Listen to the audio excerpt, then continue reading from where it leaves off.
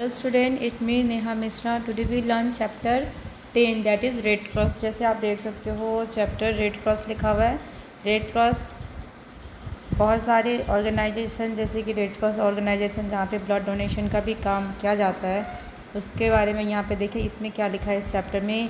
When we set out to achieve a great purpose we are moved by some inspiration.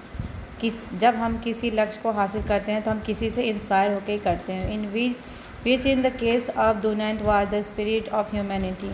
यहाँ पे दुनंत के बारे में पढ़ेंगे, वो भी ह्यूमैनिटी का जो स्पिरिट होता है उसके बारे में यहाँ पे दिया गया है। We have borrowed the next matter from the book the story of Red Cross written by Krishna Satyanand. ये जो स्टोरी है एक बुक से लिया गया है, रेड क्रॉस, जो किसने लिखा है? कृष्ण सत्यानंद ने। So now let's start the chapter. Dunant was the son of the rich businessman. वो जो दुनंत था वो बहुत ही बड़ा बिजनेसमैन का बेटा था। As he grew he had to travel extensively in connection with his business. On such a trip took him to the Lombardy plains in the Italy in June 1859। वो बिज़नेस के ट्रिप पे जाया करता था। वही ट्रिप में वो एक दिन 1849 में वो जून के 1849 में वो इटली पहुंचता है। The empire of France Napoleon III help by the king of the Sardinia was at war with Austria. और वहाँ पे लड़ाई हो रही थी, युद्ध चल रहा था, वार चल रहा था। यहाँ पे लिखा हुआ है वार विथ ऑस्ट्रिया, ऑस्ट्रिया के साथ हो रही थी। Dunant hope to meet Napoleon and get permission for a business project. और दुनंत को नेपोलियन III से मिलना था। और किस चीज़ के लिए मिलना था? परमिशन लेनी थी कि अपना बिजनेस प्रोजेक्ट वहाँ पे स्टैब्लिश कर सके। Now see the next line. It was beautiful spring night. बहुत ही खूबसूरत रात थी, spring night. Dunant was fast asleep in Castiglione दे ला विव।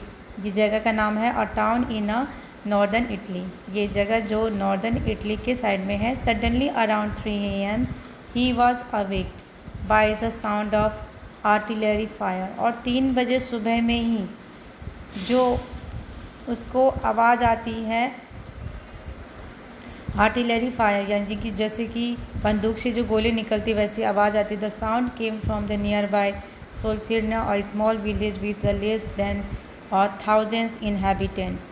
और ये बगल के गांव से आवाज़ आ रही थी जहाँ पे 1000 से ज़्यादा कम ही लोग थे वहाँ पे जो रहते थे। The firing grew louder, the battle of Solferino had begin.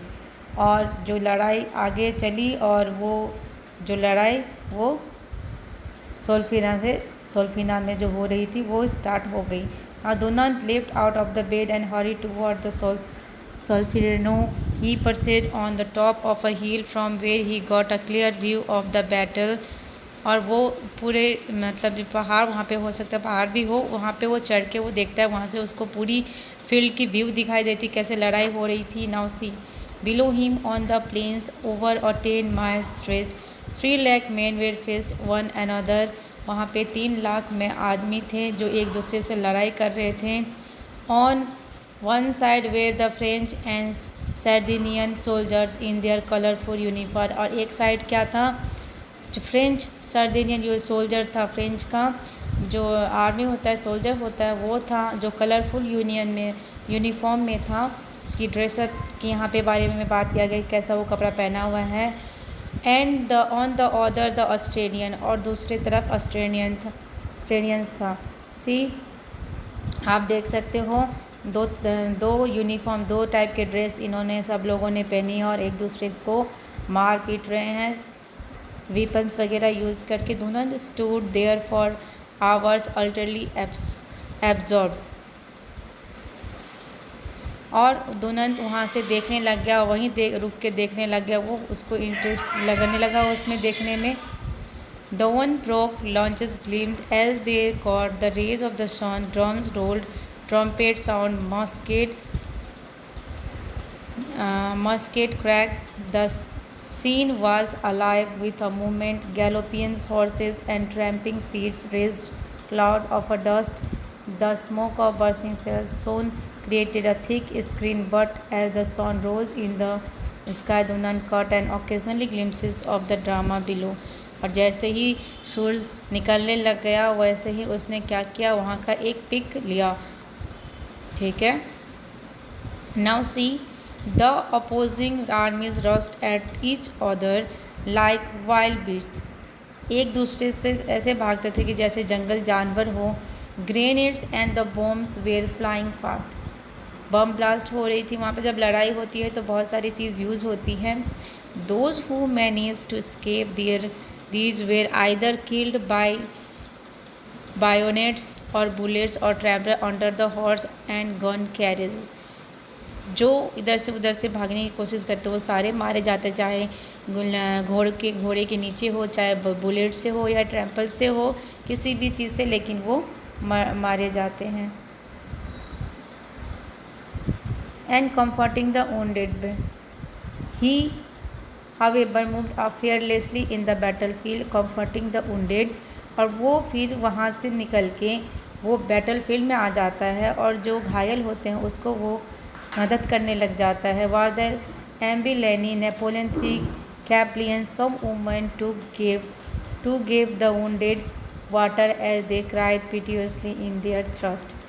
वो प्यास से मर रहे थे इसलिए कि कोई मतलब वुमन था, जो औरतें थी उनको पानी दे रही थी। Dunant could see black flag flying in the distance. और वो दुनन देखता है कि काला झंडा कुछ दूरी पे लहरा रहा है। They mark the site of the field hospital where the wounded were taken for the first aid. Though it was no one should fire towards their hospital shell often hit them. Even ambulance and doctors were not spared. Now see, अगर वो जाता है सबको लेके first aid के लिए hospital, लेकिन वहाँ पे ना ही कोई डॉक्टर होती है ना ही कोई फैसिलिटी, एम्बुलेंस की फैसिलिटी होती है। The fighting continues for 15 hours. 15 घंटे तक ये लड़ाई चलती रहती है। Then the sky becomes overcast, thunder moreover above the sound of cannon, above the cries of the wounded and dying. Lightning rent the sky. इतनी आवाज़ें हो रही थी लड़ाई की, बहुत, जैसे कि आवाज़ स्काई में गूंज रही थी। One of the war storm is the memory ragged and put an end of the fighting. The Austrian withdrew. The battle of Somme came to an end. और ऑस्ट्रेलियन बोलता है कि अब ये लड़ाई ख़त्म हो गई है। When darkness descended, many officers and soldiers began searching for their missing commanders among the dead and wounded. और जब ये लड़ाई ख़त्म होती है तब एक दूसरे को सब देखने लग जाता है कि कौन बचा है, कौन नहीं बचा है, कौन घायल है।